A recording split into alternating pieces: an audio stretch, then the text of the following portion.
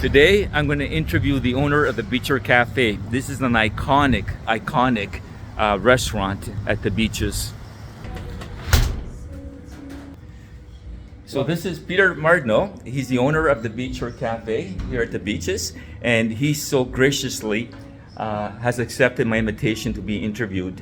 I've been coming to this restaurant for years. It's an icon at the beaches. A lot of people know the place. I want you to hear the story behind it, and it's quite interesting. Can you give us a tour of the place and tell us a little bit about? Hi, my name is Peter Martineau. I'm the owner-operator of the Beacher Cafe. The restaurant's been here since 1986. I purchased it back in 1999. Let's give you a small tour. Right, so this is the first room as soon as you walk in. And this is what welcomes you. Beautiful bar. This is the bar area. And this particular sign here was made in the early 1900s. It's my great-great-grandfather. I was named after P. Martineau. And he had a little hotel in Quebec City. I received that when I was about 14 years old. And the day I bought the restaurant, my father brought it here, hung it up, and put, I don't know if you can see behind there, my father built a beautiful wine rack, and the little emblem on the top says P. Martineau 100 years later. Wow, there we go. Wow. So now basically you have the dining room. We have about 114 seats inside and 25 seats outside, and a street patio of about 85 seats. It's a little bit brisk today to be out in the patio. It is. We're just patching and painting like we do every winter. We'll be painting the place next week. We have our special boards. This is, we sponsor the hockey teams every year. This is actually one of my son's hockey team. This is Mitch Marner's hockey stick. Oh, okay. And those boys used to come in every Sunday after the hockey game. So it was a lot of fun. Wonderful. What a great view. In the summertime, it must be quite interesting with all the people that are walking. We are full and packed every summer. If the sun is out, the customers are here enjoying. Now, I did notice that sign, come play us a tune. Come play us a tune. If you know how to play music, have a seat, sit down and play. And we get a lot of customers who will sit down and play a tune. Surprisingly, we get a lot of young kids who will come in and actually play a tune, make their parents proud for all those lessons. Oh, of course. Yeah. We have a very small kitchen. This is a picture of the family. I actually bought the place before I even met my wife. Oh, okay. So we've been here a long time. Been walking these floors for almost 28 years. Very small kitchen. Same guy's been working here for a long time. They got to put up with me. That's a good idea. So these the original staff? Staff come and go. I have 3 or 4 staff that have been with me for many, many years, and then the rest just come and go. Yeah, in the restaurant industry, that happens a lot, doesn't it? There's a lot of traveling students, a lot of foreign workers will come in, work 5-6 months, and then move on their way. Yeah. May is an example of one of our Japanese foreign Hi, May. Hi, nice to meet you. I'm May. Pleased to meet you. Which part of Japan are you from? Chiba Prefecture. Oh, Next wow. to Tokyo. Yeah, I've been to Tokyo. Actually, that's where I got married. I got married in Chiba. It's kind of funny. Oh, you I did? didn't know you were from Chiba. I don't remember that one. Yeah. We got married in Yokohama Center, but Kumiko's from the Chiba area. Kumiko, you okay if I video record you? I just want to make sure. Right? Okay. That's it. So we can sit down. So what's this here? This is a small project they did about 10 years ago. There was a new realtor in the area called the Four Cats Art Studio. Okay. So like I do, I go down, I've been here so long, I go down and I introduce myself to all the newcomers on the beach and say, hey, it's lovely. Peter from the Beacher, welcome to the beach, come on in, I'll buy you your first breakfast. And I wanted to help them start a little bit, so I bought 350 tiles off them. Oh, wow. And brought them to the St. Denis School and gave them to all the kids and asked them to paint a tile based on either family, religion, or food as their topic. And about 2 or 3 months later, the school brought me back all these, and we put all these up. And it's kind of fun because there's a girl who always comes in now, one of our regulars. And she's always pointing to this. She goes, Peter, look, this is me. I said, that's Oh, wow. impossible. How is that you? That looks like a mummy. She goes, no, I'm inside there. Oh, wow. So she comes in all the time, and that's kind of fun, just for all the kids to come back and remember after all There's the years. here's one more here. That's an amazing story. Like the fact that she can say, "Yeah, it was me before I was born." Yeah. I think that's our family right there. I think my daughter Oh yeah, is yeah, that yeah, yeah. one. There you go. So Peter's going to tell us a little bit about his story. Oh, thank you. Another thirsty here. So Peter, what made you decide to buy this place? Actually, it just kind of found me. I just finished doing a 5-year work contract in the Middle East, and I was running a company that had 20-30 restaurants throughout the Middle East: Dubai, Qatar, Saudi, Egypt, UAE. And I haven't seen my family for a while, so I came back to Toronto. My sister was living just down the road, and she said, let's go have breakfast at this place. We came. I waited in line for about an hour and sat down, had breakfast, watched the owner kind of go crazy on the waitresses because it was so busy. They actually closed down lunch service at 1 o'clock just to catch up on the dishes. I was shocked, and coming out of the business, I mean, I've been doing this since I was 17 years old, so when I saw that, I made some inquiries, and the gentleman had been trying to sell it for a couple years and could not because he was of a certain character that was difficult to deal with. I asked the real estate agent if he could possibly let me deal directly with this guy, and reluctantly they said yes. 2 months later, I ended up buying this restaurant. That, you know what's interesting, you're able to identify that you should speak with him directly because you probably could relate to him better than the realtor could.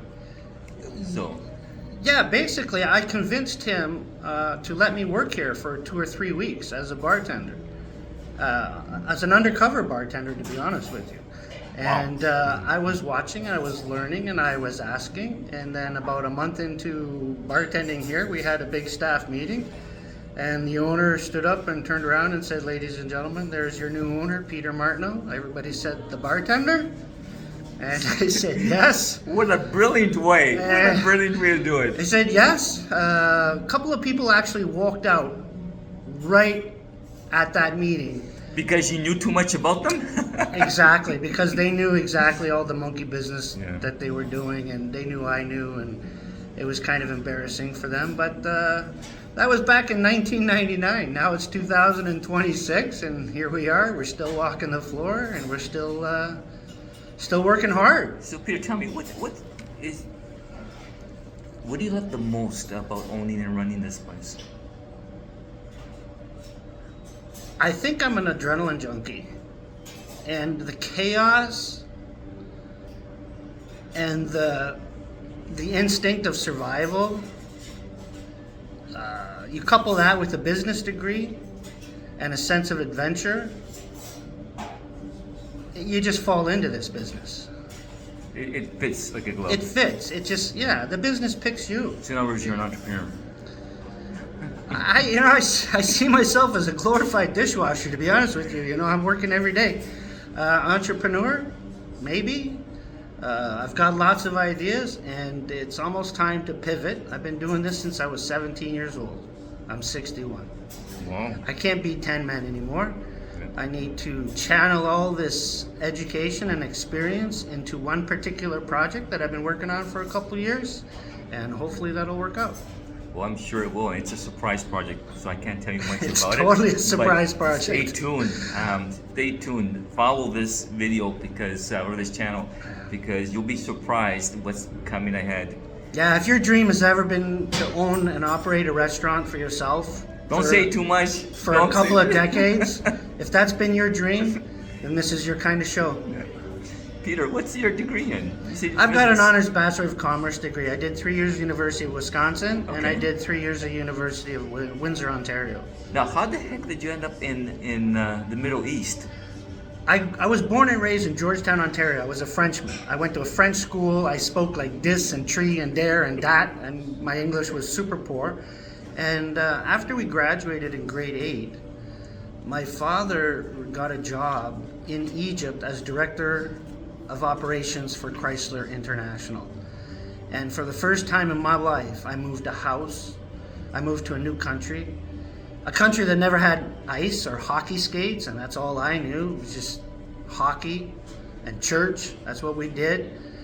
And then all of a sudden I found myself in the Sahara Desert for 5 years. So, I spent my entire high school in Egypt.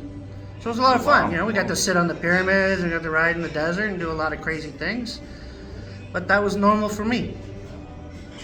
Wow, that's quite a story. Now, having said that, my next question is, what do you find most challenging about owning and operating this restaurant? Well, that's a question that comes with different times. And the answer comes differently at different times. Where are you in the life cycle of your restaurant? I honestly believe I've lived through 3 life cycles of a restaurant in one place. Usually 8 to 10 years is a life cycle where you have to redefine and reconnect and reinvent and recalculate. So acknowledging that is difficult. That's a very difficult thing to do for long-term success. But for short-term success, the hardest challenge is staffing. I mean, you really are, forget the concept of a restaurant. We're a factory. We take a bunch of tiny little things. We produce something. We put it on a plate. We give it to a customer. And if and only if they like it, they pay us. So we produce products in advance for a customer who pays us after they've used it. And you got to learn that is so critical. Each and every time you have to get it perfect. So when you're constantly changing staff, training staff, educating staff, hitting that mark, hitting that goal is very, very difficult. You know what? I used to finance restaurants when I was a banker. And you're right about the 7 to 9 year life cycle of the restaurant. Mm-hmm. You're bang on with that. Thanks you for telling me, because it's just a gut feeling for me. And that's survived decades. I mean, that rule has been in place for a long time. And it's interesting how you've been able to preserve the atmosphere and still the clientele that has been coming here for decades. So usually when a restaurant reinvents itself, they lose the clientele. But that's not what's happened here. I had a meeting here this morning, and these people have been coming here for decades. Yeah. It's truly an icon at the beach where you can come and take your family, take a date, meet friends, or do business meetings here. So kudos on that. Yeah. But I would imagine you have a vision. I know you mentioned, you're at a point now where you want to focus in on one exercise. Where do you think the Beacher will be, say, in the next 10 years? What do you think it will be? What I hope it to be is in the hands of somebody who can do what I've done for 25 years and have a chance to raise their family. Now, that's a good point. Raising a family in the restaurant That's what business. we work for. We work for family. But it's long hours. It's long hours. So how have you been able to manage and juggle all that? I bought the house right behind the restaurant.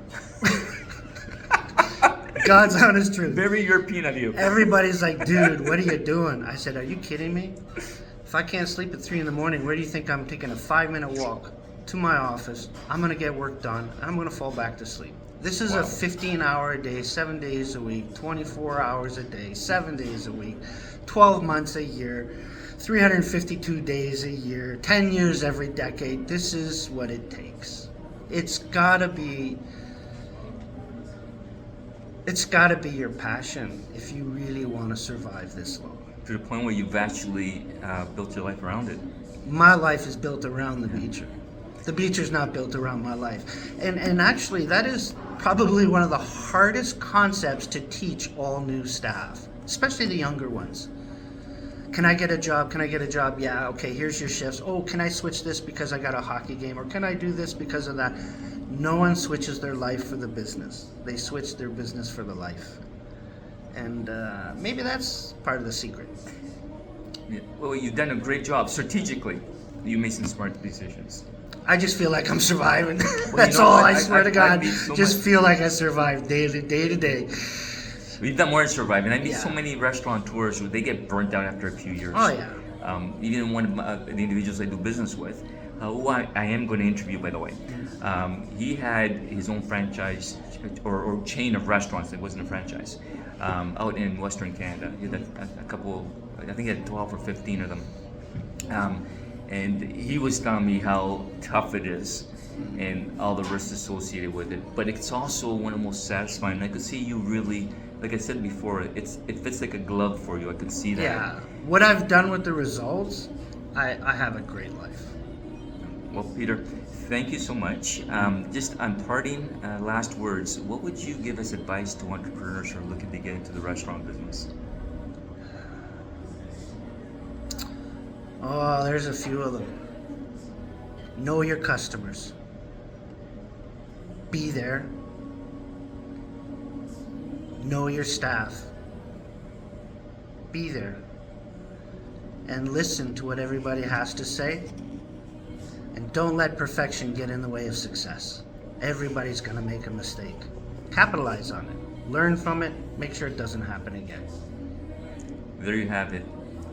Words of wisdom from a successful restaurateur in one of Toronto's prime neighborhoods. Peter, thank you so much for Thank taking you. the time. Thank you. And one day, I want to make dreams come true. Hey, if you're ever here at the beaches in Toronto, Stop in, say hi. Peter, Introduce yourself. Peter. My name's Peter.